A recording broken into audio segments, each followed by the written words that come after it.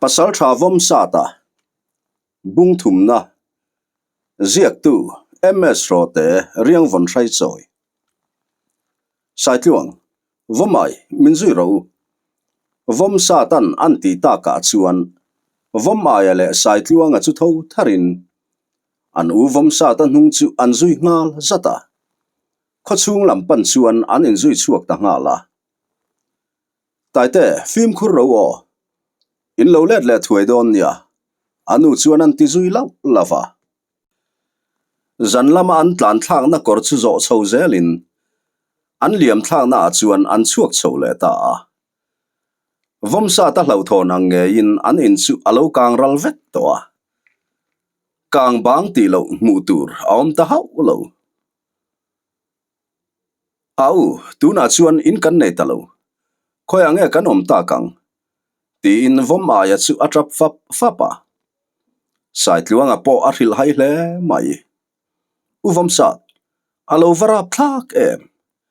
hetiang khop hian ani mo ral ho te kha an lo chet ni kanin kha ahim veng em o antiwang wanga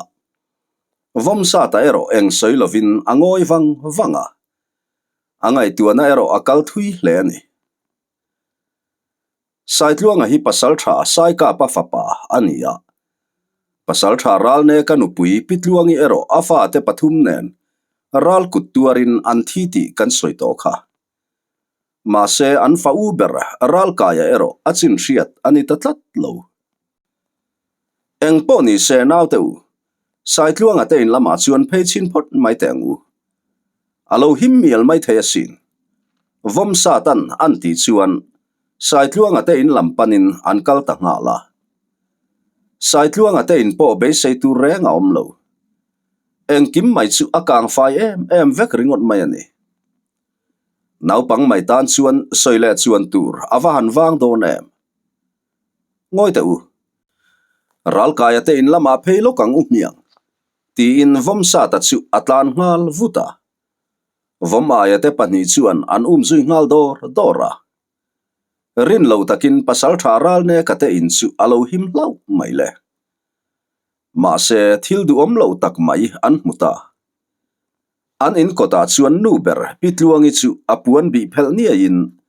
nun na nei to lo ti hriat takhian alo mudang be ma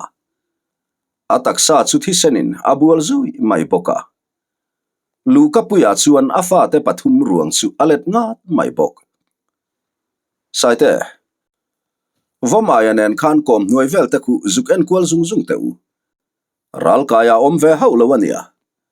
vom sa tan anti chuan sai tluang ale vom aya chu kom nuai lama chuan lut ngal vatin khoi amolai te chu an han bi kwal ngal zunga ma seral kaya mel reng an mu hau lo ural kaya chu kan humia lo vom aya chuan an tilar lara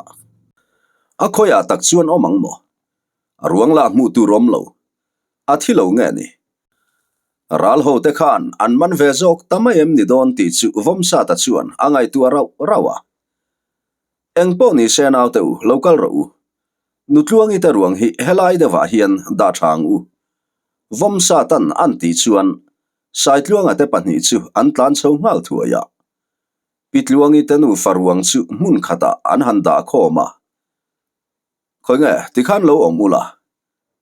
in chunga son kavalu tange ti in vom sa ta chu in chunga chuan alut ngal thuaya in chung chu an en kwal ngal zunga kol zal chempui feile silai chu ahmuta hau lo mai le ral kaya chu heng ho keng hian ram lama atlan chuak man ni in aring tatlat maya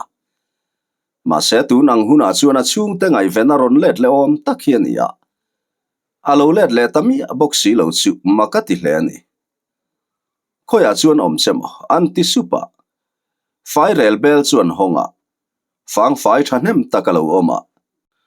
ai pa chuan han bun chuang ngal thua in rapui chung sanga pareng chu andom thalea sarep engamozat le dol rep thanem angreng takhi alo oma anaw te pani chu ko ngal thua in vomaya le sai tluanga chu in chunga chuan an ron tlan luta heng hi keng ula puklama lo zulet ula ke chu chak lama ka han kalange chu le ma mo tur ang zong zong chu paral ne ka te na hian alo om vekani hi tikhan lo zukal to kan nau te kha antram lu tuk tonge kanu te bula khan thil om zia in soidon nia nutluang ite ruang po karon phum fel ngal mayang vom satan anti ta ka chuan vom aya te pani chuan ole ti in puk lam chu an pan ngal thuaya vom sa ta poin lalmual lam chu apan chau ngal vata lalmual lama han kai ta chuan rilrunat na le thin rim na bak mu chua tur anei hau lo ruang let pheng phung le nau pang nu le pa te nga ya trap roi thom chu hriat nuam atimol lo in ding mu tur la om hek lo lal tuala chuan nu nau le tar chak lo te chu beidong ti hriat takin an thu khom thapa an sahim na zonga ram lama tlan chia te chuan kholam an pan khom trak towa ma se ti tham an ni meu to lo an mual kil upa thangkula chu a him hlau maya khatiaral ho ten zolbu ka silai an han me pu thuai ta ka chuan anu puile afanu te pani nen an kom thlang kor lama an liam thata khania an mani himringot ma se an in le afa te pani ero achan ve thovani tlangwal phei chu hmu tur an om hau lofa rol thar zolbuk lakai lo deuh vom sa ta te ang rual vel som tha or an om ti mai lo chu mi pa chatur po an om hau lo khaile nau teu kan heti ta ka chuan engtiam ma han lak tur nge ti po hriat thiam a har ta hle maya eng po ni se hei ala ma viu maya tuk chuan bar hun po ala ni lofa kan unau te ruang hi thei angin kan seng hoyanga kan lal chung kwa tela ral ho ten an hruai dai mai boxia ngai tuana man thiam po a har hle ni upathang kulan anti chuan vomsa ta te ho chu che chuak ngal sangin an thei ang chuan ruang chu an seng hoita a mun thum vela lian tak alei lai khuarin an unau te ruang chu an phum ta hloma vomsa ta chuan pitluang itenu faruang po chu an in bula a phuma ramsa ten an hailo nan lungin an chille vek boka ruang an seng hoi fel meu chuan ni po a herbo toa naupang rual ril tram chongen chu an trap chu a puitling om ve te tan chuan alu hai thlak hlea tra pui ve ngot mai lo chu ti tur awang hle ni ma se khuan u ro rel dan hi alo makte van duai ching chi hlip berakan in ngai lai po hian siam tu hian kong khat talin kan dam kho chuana tur kong alo siam thina ni ti ang devin lo lam thlai ra hun run pui lai alo ni hlau mai le upathang kula chu han in thing har zokin an ding hluaya ngoi teu ngai dan thar ka nei tlat mai kan heti ta ka chuan kho chunga hian om reng na chi ani don hau lo maya kan za hian lo lama liam thladia kila enge mo chen chu thlai ra ring point kan om thei mai ka ringa kan butela akang zo vek to a ti ngai na dang la awang hle to mai sia chu tu na ta na kan him na tur ani mai mele upathang kula chuan an ti chara kapu veng thanga khuan pasal tha ralne ka te ina kang ve hau lo maya bu po enge mo za chu oma bu thar thlen ma zong ke ni ho hi chu min dai thei mai ka varing em vom sa ta chuan an ti sapa nia ta ya adi khop mai ma se tu nari chuan kan ral ho te hi atu mai po enge mo be sein an laron kal le thei tlat maya tu nari chuan kan sahim na tur kan ngai tu masak potangai don ani pasal tha ral ne ka chu ama om to lo ma se pasal tha ani angin abu chu ke ni damala om te hian kan ei mai chu angai nge yang le ma se lo watangin bu thar thlen ma zong chu kan ma mo tok te in kan la thina nga chu tu na ta na kan him na jok tur ani e tia upathang kulan thil om zia an soita ka chuan vomsa ta poina hrethiam hle mai ani chuan kapu kan tlai chian main lo lama chuan nu nau te hi kan liam pui mai donem niang vomsa tanan ti ta ka chuan lo lama liam turin an in buat sai ngal soka midang zong lo lama an liam tak nu chuan vomsa ta chu anu te om na lama chuan rang takin akal ngal nala an tom na pu ka thlen chuan anu te chuan kho chung lam chanchin te chu an lo zon ngal soka vomsa ta point thil om zia chu an hril ngal zunga thil thlen dan chiang taka pi zo khu mi le pikimin an han hrezet mai zong rap tha kan ti hle ani kanu tiang ani chuan keini po lo lama kan liam veri mai angai don ani soitong khan paral ne kate in ero akang velo hlau maya an puan nei ang te khi kan khom mai angai don ani ral kaya ti lo chu ral kut tuarin an thi veka ral kaya ero aruang tak ngial po kan mulo adamani ngai chuan engtika emo kan lam mule tura ngayang tunari chuan kan sahim na zonga kan tombori phota ngayani vomsa ta chuan an ti dapa ani chuan taite lo lama upathang kula ta chu kan fin vedon iti na emni anu chuan an ti sapa vomsa ta chu han ngoi wangin kanu tunari chuan kan in nga na chu thlai ra le ka paral ne ka bu tlem te chawani ri maya chung ko somvel zat chuan renchem taka kan e ani chuan bu thar thlen ma chu thlai nen tang kopin kan ban mai karinga chu wangin lo lama kan liam ve mai ani chu vomsa ta chuan an ti chara afa pa hi lanau pangviu ma se tunari chuan anin nga na ani miawa wangin pikimi po hian aring hle ani chuan taite kan kalve mai angai don ani chu anti sapa zovi insiam to lo lama chuan kan liam thlave ngal mai don nia taya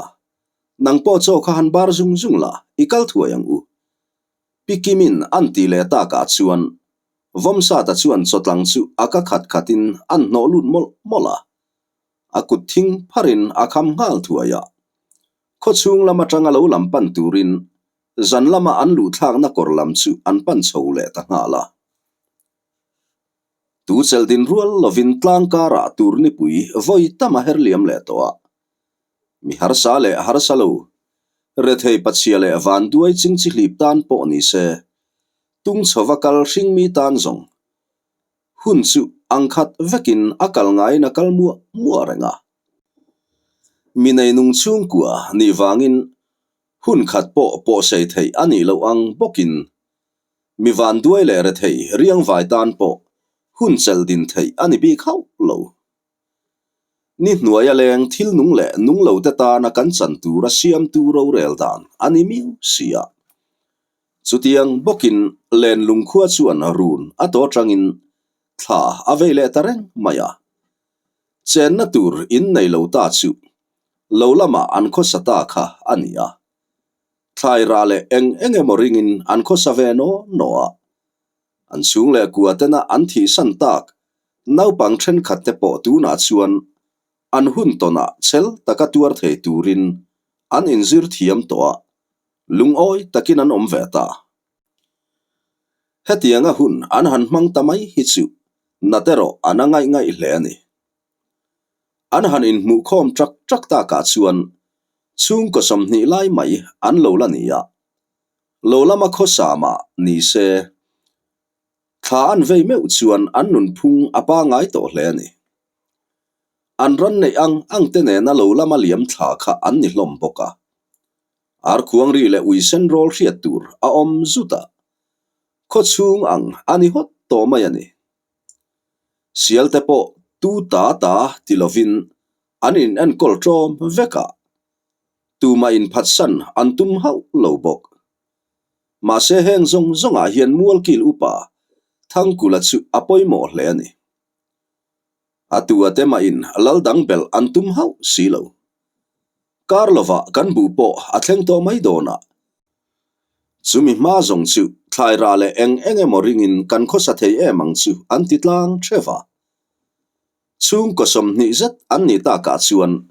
pasal tharal ne katebu anin nga ve na ber po in adai lo chu ani ta reng mai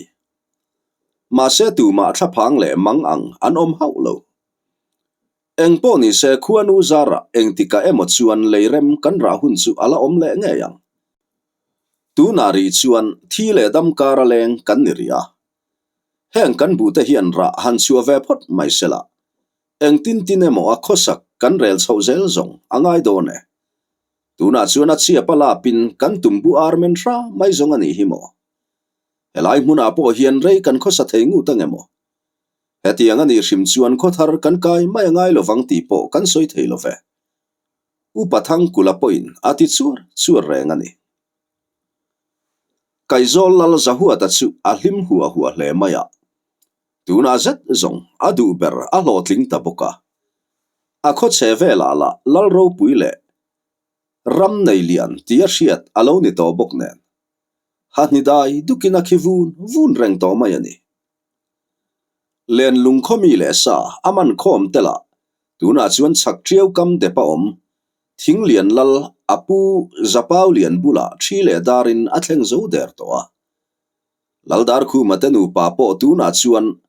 wangtang poi lal rone ka sala an omme toni lal fanu sai reng ero afapa lal oya nu pui tur a ati awangin an om puya anau mi panau pangte pani dar loyale ro thang puya ero thing lian lama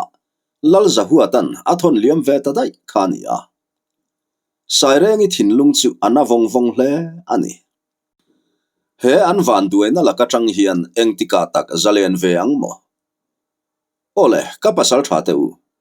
tuna zet chuan kan du chuti puitlinin a om tangei maya helo liama khuanu mal som na hi a om ngai don em nile tuna zet zong lal ro pui kan ni na nem nge nan kan ram wal chin po azau tanaro len lung khua chu ading chuak le to hau lovang le siang zau ngo ram tha le duom satin siang loi na run po tuna chuan kan ta ni ta nui hua chung hian lal za hua ta chuan an ti chara vai bela pak tual mai bok pasal tha ro lenga po tuna chuan a hoi pir vun ta hle mai len lung khua te la ka hne na chan pui tu pasal tha kha animiawa kaizol khotlang poin an za mai pia lama ama poin ming a cher pha hle ni kanawa chu tuna zet zong pasal tha ro pui takini ta hote ke ni ming te zong inek per hne te hun tha ala her chua kanga ral rama chet kan la thodun le ngei tura kanga ye tuna chuan kan len lung nai sai lo pa min hliam na po si thak ang lavin adam ta khi sang vu ka chuan avai bel paktal talpa hian anti chara niang chu eng tikai ma chuan kan la cha chuak le nge yang itel lo hian zong khuang lo wachai ang lek mai kan nia thla hi aphang thin te zong ani tuklian ale vai pongala kan chan der mai boxia azia lo tak zetani role nga chuan anti ve chuara eng po ni se ka pasal tha ta u in che thoto na reng a hian lungin ti oi thine lepek om hau lova chet in tho zel hi du thu sa mani chuti ani lo zongin khuareya minron erlet le theinga ye nui vur chunga azuno hantlak pu pa hian lal zahua ta chuan antilu lunga ngoite kanau kan pasal tha vai pongale tukliana chu tu kutuara thinge moni reng chule sang vu ka chuan rolenga en ha pa hian an ti supa rolenga chu han ngoi de vungin ka sete ni olove atu phiang sen nge moni don thim chin atangin aron kap fo maya kan naute pathum le pasal tha tukliana le vai ponga te pani po kha aron sai thu der maya kan han zong kual thina nu mala anu chia hau lo maya khovar lama ero kha chuan atop veta a kan buai ruang reng viu reng asin khatiang mi doi zep khachu han munga tila zong ako chung ka hai nge yang rolenga chuan antiram muka rolenga thu soi chuan pasal thanaran mai nilo sang vu ka ngeng chu achun ta hle mai eheu thila feldon lo tlat mai len lungmi le sa tu emo ber chuan ingat maya nakin hian kanta na mi nok sak tak alani thei tlatani engtin emo akan ngai ven ranangai don ani chu sang vu kan anti chuan lalza huatale amual kil upa te chu an mengko kok mai le hiao chu tiang te nuai chu lo ni mo atir khan nga nge ro leng isoi mai lo ni tuna la len lungkhua te chu an dar sarvek tom sia kan fim khur le chu ngai don ani chu upa pakhat chu nan ti chara chu tiang lama chuan boilo phot mai la kan pasal tha te hi iringa mangu chu ai ma amin hel tu chu kan thlang marlam lal ngun linga khuwa reng pui khu ni an ro pui ria wan tia an lalpa ngun linga chuan sial lam dar le sel buang dar po tuak ni ngota nei an tia sin chaka kan u nau te hi punila kan zubei don em niang chia khuwa kan siam the ani ngat zongin kan ro pui na hian wana tong the hial mai ome lalza huwa ta chuan an ti chuara apa sal thale upa te beng po alu hle mai renga lalcha po le ro pui du ti taka midang te aya nei tum rana khosa kha ani boka reng pui kho be hun tur chu an rel ngal nak mai ani huna han kal le hleka samul pha tha po alo de ta tuna me chuan lu seilal tlang tina cheng te nga fak kum puiling le ta an thora bu po ain the thil chanta samul pha tha alo thlen tika zolbu kai mai tura in buat sai vom sa ta po tuna chuan apui tling thokhat ta an khuain buaina tok lo ni se zong zolbuk akai thla tur ani ngei to sia ma se an hun tonin azir lo aleya atan chuan zolbuk kai ngai na aum talovani chutiang bokin vom ayale anau te po an changkang viau to an nau pangber ral ne zovi po tuna chuan nute angei ve to boka vom aya phe chu thlasik voi khat aliam le meu chuan a u vom sa ta hi kong eng kima apui thei to nge yang pizo khu mi tanu faza po an kho save no a afa u ber sai tluanga chu lanaw viau ma se ain nga na anilo thei lova vom sa ta hian sai tluanga le vom aya hi akal na pianga a ruai fo thin hemi tuk po hian an mai chum cho aringin chuna e tur tlema zong pa in vom sa ta chuan anaw te pani vom aya le sai tluanga ruain an pia ngopui duk thim rui nuaya chuan salian be sein an kho sameka jing nilulan ma achuak ni to ma se an be sei ber sa chu an la tong hau lo an lu drill ta boka mishing nu tak ngial po mu tur aom talo sanu ero aliana te in a chiar dupa ma se asa ero an la mu mai thei tlat lo an om na thingdol kung thar duai mai chu ngengin an thu on dia eng emo soyan phun sep lai chuan an thang kor kamalei han rap tol rideu ar thom chu an hreta vomsa ta chu han thumar otin an thom hriat na lama chuan a benga tun ngal hra a vomaya le sai tluanga po in meng bial pap chungin an thanga thom chu an ngai thlakngal kara tikhan lo omula ka zu chiana nge ti sap pa in vomsa ta chu thom dim takin a thongal thema a om na chang el hungkara tang chuan thom lo chuan lam chu an bi deka a thil mu chuan a ti phu chiang hle mai sajuk ki khe thul to mai lian zet mai hi kora chuan thlamuan mel takhian a hoi val maya a mei toy te chu a hem vat mai boka engemaw changin korkama hna nem te chu a pet le zau thin boka vomsa ta chuan asilai cheng chu han kau rapin sajuk zakdo atak chuan akap ta dur mai le ngen musaver vorin azakdo taka anden tak soka chuan sajuk chu zuang ngal zokin thanglama alim thangal puata ma se thuya tan lo chiang kher mai abula lungpui borop chuan chu saro pui chu atlu tarup mai le vomsa ta chu alom hle mai asilai chu han sole zotin sajuk tlan thang na lama chuan alim thangal puata vomaya le sai tluanga chuan an thlave ngal thuaya an pian atanga an voi khat ton na ani hlom boka ro puyan tingiang mai vom sa ta chuan akai za tha chu an chan ngal zunga sai tluanga le vom aya lom lutuk chuan om ngai na re ngan shelo nui varin an zut kual che mayani naw teu kan heti ta ka chuan kan hon seng don lo na samai sia engtin emo kan ti chu angai don ani cho nu her chawala ni boka kan la ma viu thove vom sa ta nan ti chuan kau midang punturin keima ka han kal don em niang vom aya chuan an ti ngal thuaya nia ku vom sat vom aya nen hian kan han kalange alo ti ve boka vom sa ta chu han ngoi deuh datin lama hlat tham ang reng baka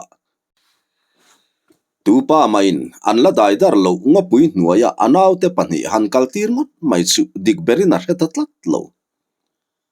ngoi teu naw teu kalri lo mai ro ti hian kan zo tok hi phur hori maila abak zong kan chol chinanga kan la le mai don nia vom sa ta chuan a ti chara chutia an sa an boi pui lai chuan an chak lungpui bula tang chuan mi pani hian kha khoilam mi vak vai nge moi ni chule heng lam lama tein ron lan tak ni tu falu bok te ngein ni ti thom lo chuaka chuan vom sa ta te chu an hoi rual ngal thota nga nge helam lama tein ringin ron rol ni khoi kho tui liang nge moi ni chia chule kha kutin lo thak ve ngot mai kha kan sa hiam chui lai me khian ni lo mo pakhat chuan an tilung lunga chutia nau pang pani le rol thar pakhatin sajuk lian zet mai ramril taka an lo buai pui ta mai chu ngeu tang pasal tha cher chuan ale anaw chuan en liam mai an tum ta hau lo mai le an ni enge mo chen an va nu po engla mulo an ni laya an hrian ngai po ni lo nau pang mai le ngalin hetiang saro pui lutuk an lo keu thuru mai chu an ngai tuana dang zar mai ani u teu in saliam chu ni karing lo he sa hi chu ahar thazak zak kho pasin in resual dewani lo mo ti pain vom sa ta chu ading ka kha asilai le chem chu man mai thei turin ahum net ngal sau boka an hun malama in do na in asoi dang lam to nun nei tu kha animiawa eng thil nge lo thleng don ti chu a hrathiam kuara che chuala tum hau lo ding takin an mani ron betu telam chu amel ngal chata naw cha hai I vachal tlai reu vekati aya upa biak dan poi thiam na nge ngeu tlang pasal tha cher chuan a hi chutiang mai maya biak chi kan ni love zil lo fa hi kangai thei hlek lo mai ti pain cher chuan a chuan vom sa ta telam chu apan thangal thuaya nai set sota vom sa ta chu han din chil runin amit mulian taka han mel ku pa hian naw cha hai khoilam falu bong ngai ni anti supa sai tluang le vom aya chu naw pang ti taka shil hai tak chuan an ding ngoi le a anu vom sa ta le cher chuan a chu an enton zaka kapu tu falu bok mai chu kan bik love len lung pasal tha vom tu ka fapa kan e vom sa ta chuan an tidam thlapa wai len lung pasal tha vom tu ka fapa moi ni a vom tu ka chu man mana kaizol pasal tha ro le ngale sang vu ka kuta afam to khale engtin nge nang ni hi in la dam sen lol thei in thenom kaizol lal ro pui zahuatan in buzol athai dar sak vet to chewe motia a thae chutiang ani chuan kaizol lal hena thulom om thlen tur kan nei ani mai chule khupa hei thilom om kan tong tlat mai kaizol lal hena chuan thil engkim kan hril nge anga yang lom man thatak min pe ngai po karinge cher chuan a chuan an tilu lunga heu chutiang chu lo ni mo ku cher chuan khu pa chuan nui vur chung hian alo ti ve boka ni phiang sene hei len lungwak vai ten ni hi anom na mun hi kan hrian nge angai don ani he na va phei hi chu len lung pasal tha vom tu ka fapa ni ome cher chuan a chuan an tile lunga ani chuan palut vunga te kha cover hil don em niang khu pa chuan an ti zui lara ngoi te khu pa thil pakhat ti lok tur kan nei tlat ti pain cher chuan a chuan thip deuh takhian vom sa ta chu an mela nau cha hai in chin engkim hi kan chiang te kele chu wangin himin duan ingai chuan ti hian insa hi kalsan ula howang wang ro helai rama hian ron tlalu to lo bokula helai chulal zahuatan kan tana min sa thlak ramani hi len lungram walchin ani to lo baka len lungin henglaya ramin nei to reng reng hleinem nui huwa pa hian an ti a cher chuan a thu soi du dan kher chuan pasal tha thi sen na shin nau pan laya tang to a thin phut ei po nei lo aruk taka buluk riau vom sa talai ril chu afan tarai maile amit meng chu ron in thak ngal thuain meiling ang mai chuan avam ta hiam maile in nga mani chuan kan sa chu han lak tum ta cheu khoya ma kan kal don haulo vom sa ta chuan an tibung deuh muta nau pang te te si achu tiang te trongi han thla ngot mai chu le kupa local te sa hi han boi pui tak teang ti pain pasal tha cher chuan a chuan sajuk ke hnung lam chu an chel ngal chata ma se thil poilu tu ka thleng ta an ma ading nau pang tia an mu sit le enga an ngai lo hi len lung pasal tha kol rong vom tu ka fapa anitlat khoi hleksu ti tuar pain vom sa ta chuan a chem chu nalua om lovin an vai dok ngal zok maya ngeu tlang pasal tha cher chuan a poin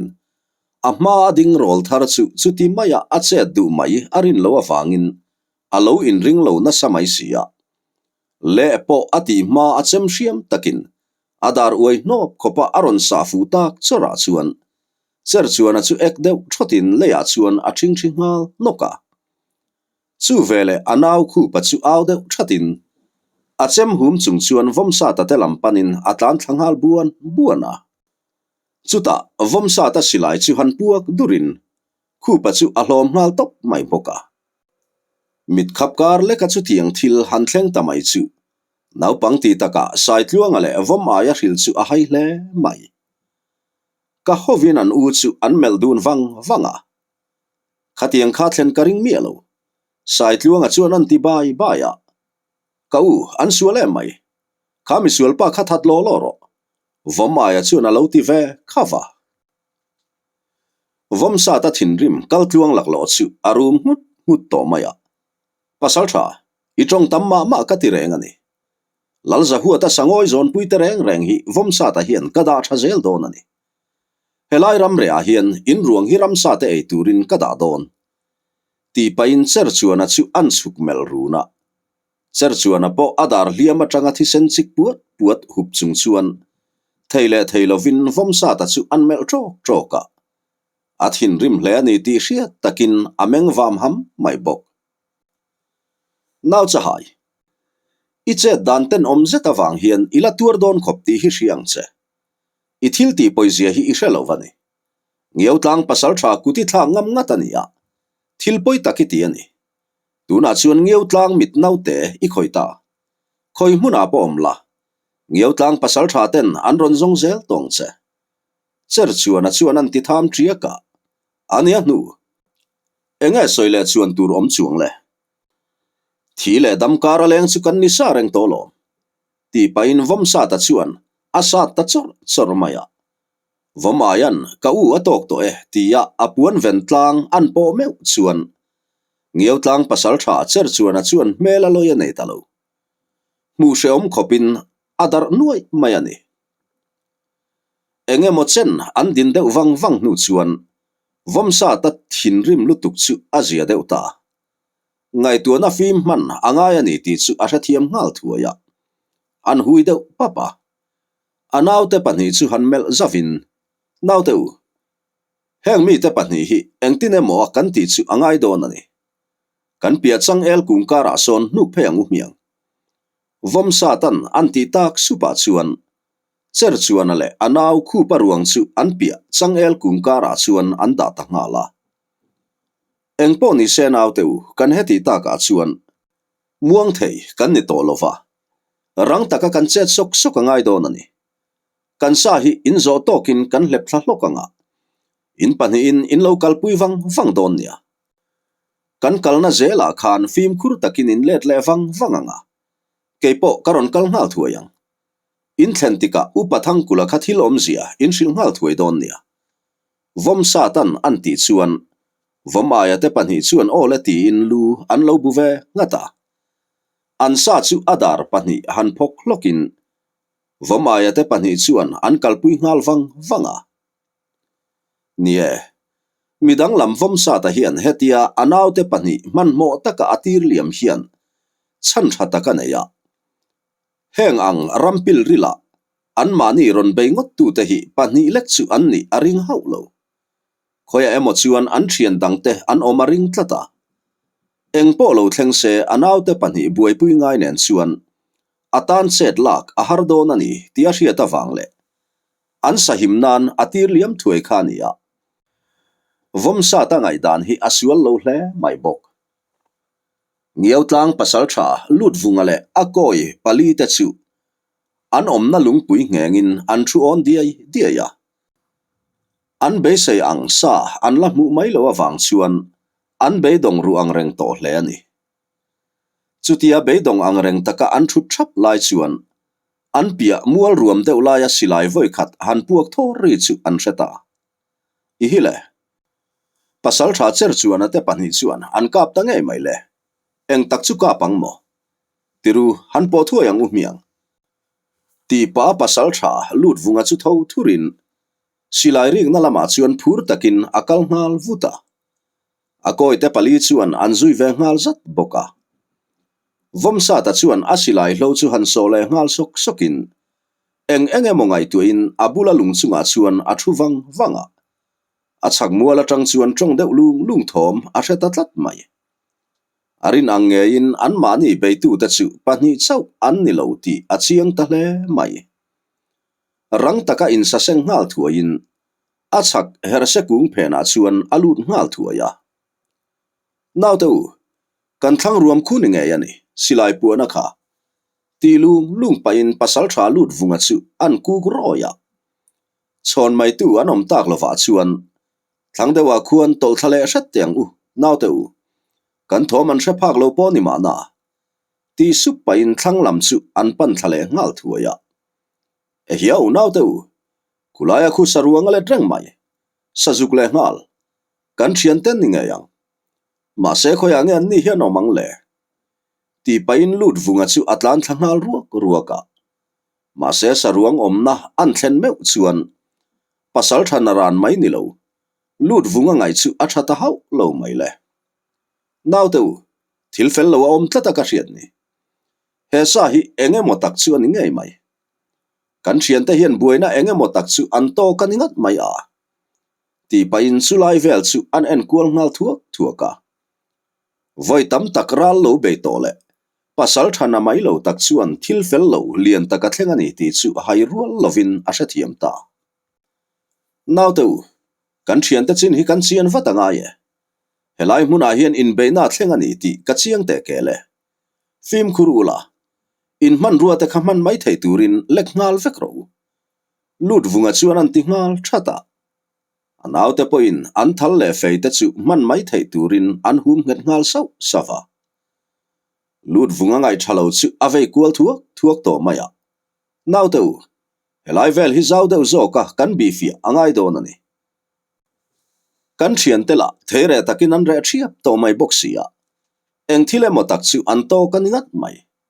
nu ma reng kha uluk takin enang seu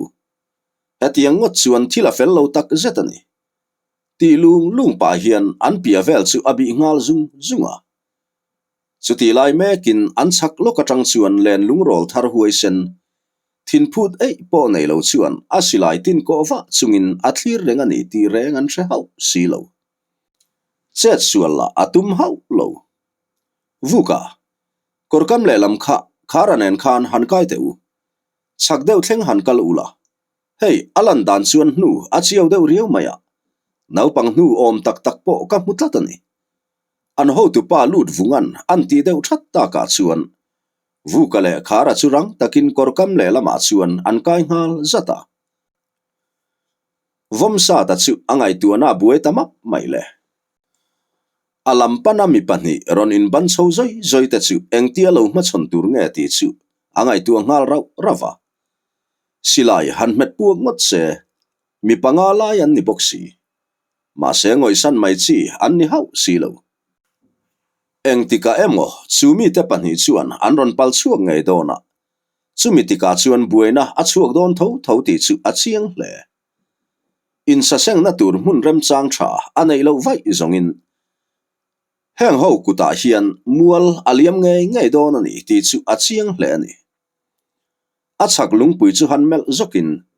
silai a me pu ruala rang taka tlan lu man tum chuan ruwa man na asiam felta chuta asilai cheng chu han kau rapin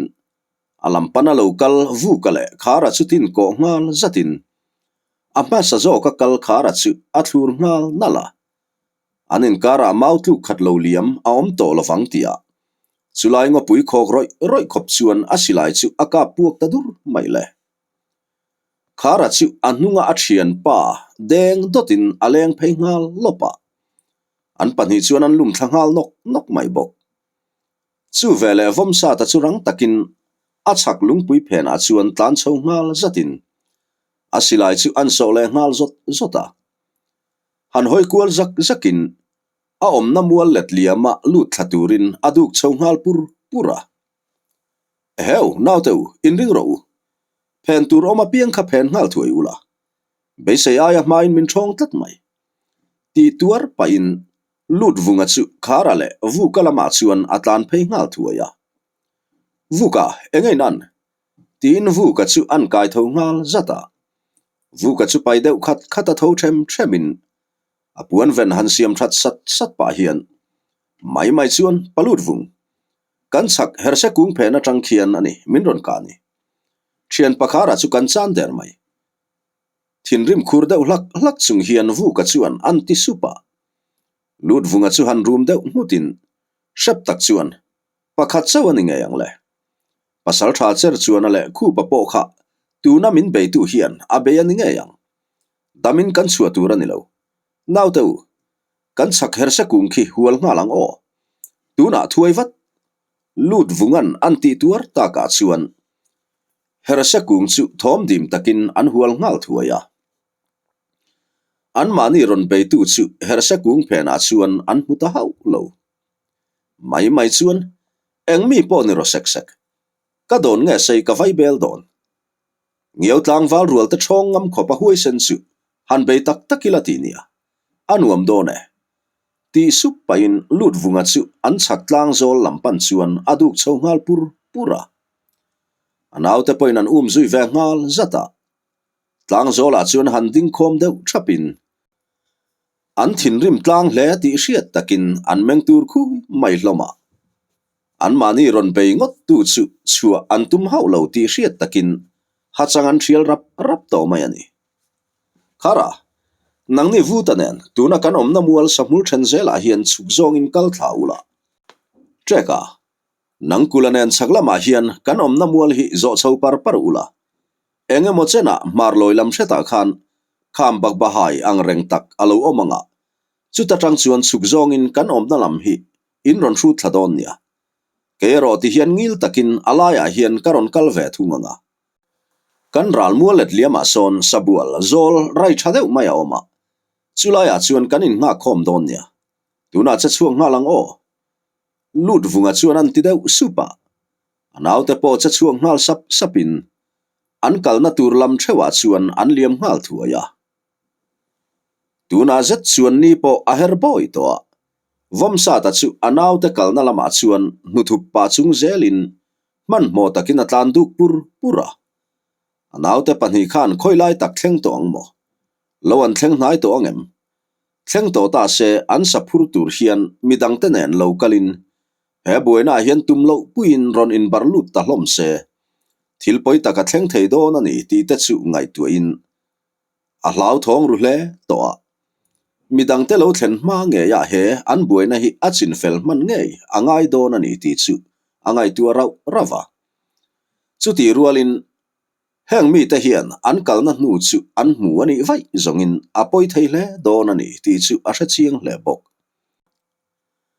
a om na mun zol rai dup maya chuan lungpui phena thu on diai chungin thom chu an ngai thlawang wanga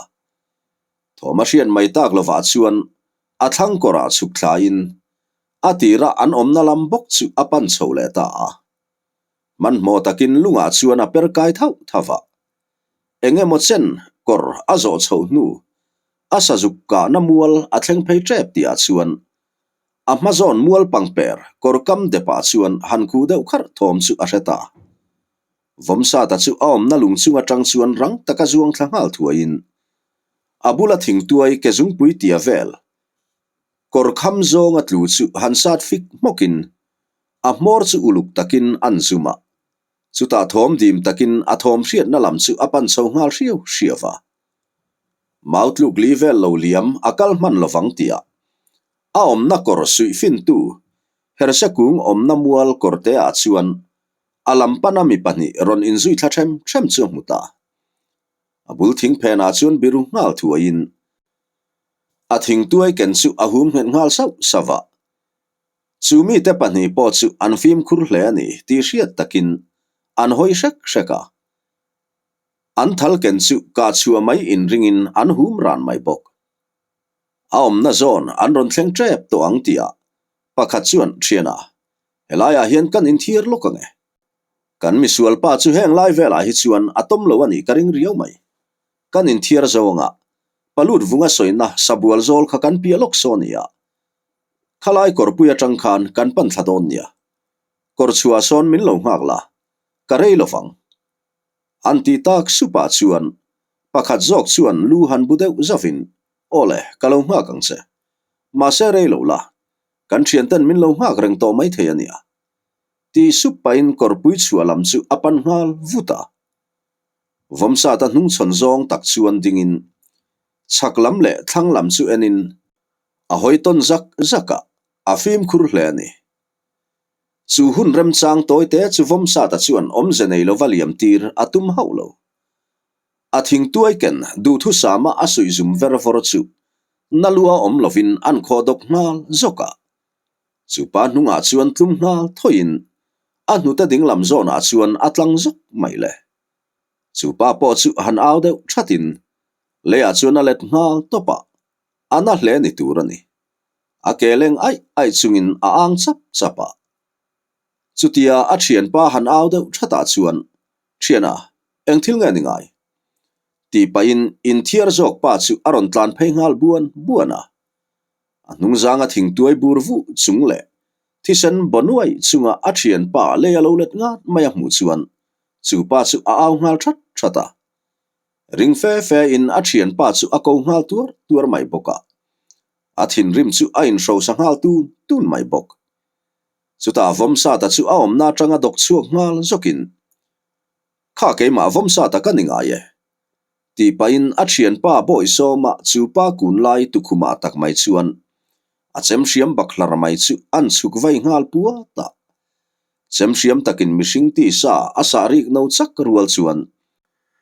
chu pa po chu luai no pin thisen chik puat chung chuan a thian pa ruang bo ropin atlu ngal thlora ale chuang tura omlo ti hriat takin ake aleng data thanglamakal anaute pani mangang takan han aude that ta ka chuan pasal thalut vunga churang takin thanglam pan chuan alim thangal puata anaute kut thak tu ngei mai chaklama atlan cholai tak chu man zuain han aude that pa hian asilai chuan an hol zui ngal dop mai boka rang takin asilai chu asole ngal zota anaute pani lam chu apan thangal thuaya anaute pani ruang an muzet mai zong lut vunga thin rim lutuk chulai ngo pui chung khok rum khop chuan a autrial ruai to maya khoilam sazu ngei ni engmi po ni la damin ka chuadon haulo chati thero mi pa churil bonuai khopin hanin samteang lo chuaro ngiautlang pasal thalut vunga ralu khaya ngiautlang sapui huai mei chai tu ma a hian ron in lanro atlom zok lungphora kan tian yang chu tin au khok rum to maya athin rim chu arum hut to maya ni chakakal anaute pani poin an ho tu pa thin rim in ro sathom chu hria in rang takin an pan thlave ngal thuaya an ni poin an thian te ruang an han mu zat zong an thin rim na le rap thak an ti na chu ain za thiel mai ome nau teu tunge hlau cheu tuna zat zong pathum tha chi kan bang ta he mi hring hi kan that ngai turani huai mi ani lova hring mi nge ani in hlawa in thisen in angam lo ani ngai chuan helai hmuna hian keilut vunga hian ka that ve nga lo don chewani ngiau tlang wal rual te hi ralaka kan zam kala hrengai lo ve nichin khan chaklama aliam cholai ka hmu mana mun hla alakal man hau lovang tuna po kan thom ngai thla in atom khiau lovang ti tunga soi thei in man ruwa ta kha hum net sau sau la in hnung le ma kha veng phim khur hle ro he mi hring phiang sen hi kan chua tur ani lo aril kan phor ngai ngai tur ani lut vunga chuan room mut chung hian an ti muka anaw te pani po an thu hla ni to bi khek lo le an ho tu pa thu arum el ol boka tri ru riau to ma se an ho tu pa kut tuara thingot ai chuan an maba ko tak chu an ti le mai angai do na ni ti ria in luan buve ngata khaile naw teu kan ral chu malama khiana oma helai korte a hian kan tlan khalanga atira kan lu chona lai le kan lu thak na muala ba khan a omlo to pangle tuna kal ngalang o ti pain lut vunga chu atlan du ngalpur pura anaute pani poin hoi shek shek chungin anzui ve ngal thuaya vomsa ta po khatia lut vunga naute pani atuk zal nuwa chaklam pana ain sa sengtur lut vungan aron ka tak do pa chuan cheka fam khua aloi lo chau khania ama aya film khur angai tak zetani ti chu achiang hle mai film khur ngai viu ma se aril ru chu aman mo tak zet to anaw te po tu na chuan lo an thlen aring hial to kuala atlai ang reng viu to mai bok nen ma se ahun ton mek chu du dan dana herrem mai thei ani to tlat si lovani aom na chang el hung chak korral le lama thom hanrile sat thin chu uluk taka en khiau chungin asilai chuan atin ko wa rol tharte mani se pasal thathi sena shin ani miawa wangle hun thim she om rap thak takin anuai shep to ni awangin hlau na chuan alaka mun achang hau lo nakin zelalu seilal tlang tina anla hril fak tur miburu ani na kong tum chu azo me kani chun zom zel tur